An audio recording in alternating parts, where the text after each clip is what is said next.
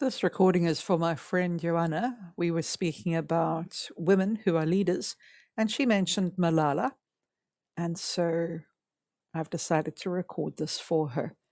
This comes from malala.org, where Malala is quoted as saying, "I tell my story not because it is unique, but because it is the story of many girls." The story is about how Malala began her fight for girls, from an activist in Pakistan to the youngest Nobel Peace Prize laureate, and how she continues her fight through Malala Fund. She was born in Mingora, Pakistan on July 12, 1997. Welcoming a baby girl was not always cause for celebration in Pakistan, but her father, Ziauddin Yousafzai, was determined to give her every opportunity a boy would have. 2008, her father was a teacher and ran a girls' school in their village. She loved school, but everything changed when the Taliban took control of their town in Swat Valley. The extremists banned many things, like owning a television and playing music, and enforced harsh punishments for those who defied their orders. And they said girls could no longer go to school. In January 2009, when she was just 11 years old, she said goodbye to her classmates, not knowing when, if ever, she would see them again. She became an activist, speaking out publicly on behalf of girls and their right to learn, and blogging about her experiences for BBC Urdu. This made her a target. In 2011, Archbishop Desmond Tutu nominated her for the International Children's Peace Prize. That same year, she met with the Prime Minister of Pakistan, who awarded her the country's National Peace Award for Youth in recognition of her bravery. In October 2012, on her way home from school, a masked Taliban gunman boarded her school bus and asked, "Who is Malala?" He shot her on the left side of her head. She woke up 10 days later in a hospital in Birmingham, England.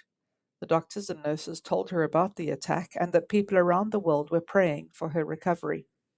After months of surgeries and rehabilitation, she joined her family in their new home in the UK.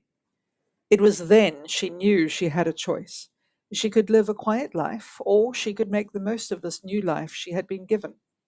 She was determined to continue her fight until every girl could go to school.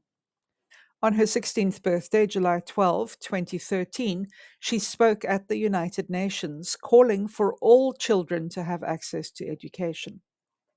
The UN recognized July 12 as Malala Day in honor of her courageous advocacy and to highlight the global struggle for education.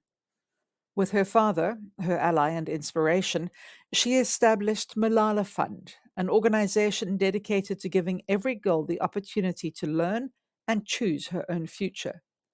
She received the Nobel Peace Prize in December 2014, becoming the youngest ever Nobel laureate. This was the start of a new journey. With Malala Fund, she began working with a global network of leaders and activists fighting for girls' right to education. 2017, she began studying philosophy, politics, and economics at the University of Oxford. And every day she continued to fight to ensure all girls receive 12 years of education.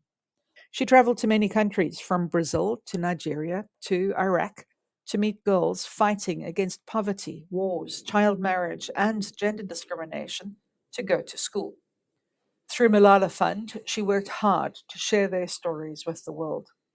2020, she graduated from Oxford University.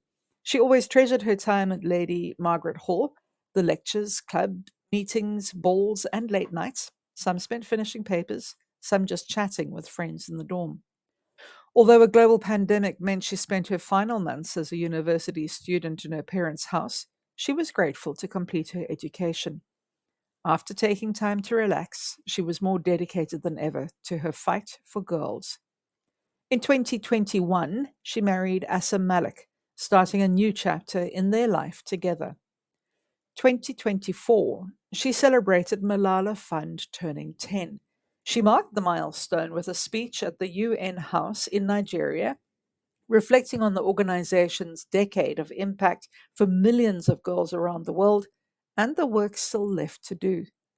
She started speaking out even louder for the millions of Afghan girls who couldn't achieve their dreams, banned by the Taliban from going to secondary school, and denied their basic rights.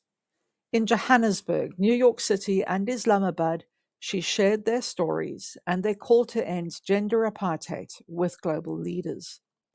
Malala continues her advocacy as executive chair and co founder of Malala Fund, taking the movement for girls' education to governments and leaders around the world.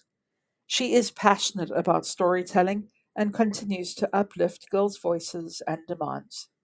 Outside of Malala Fund, she is involved in many different projects from film production to writing.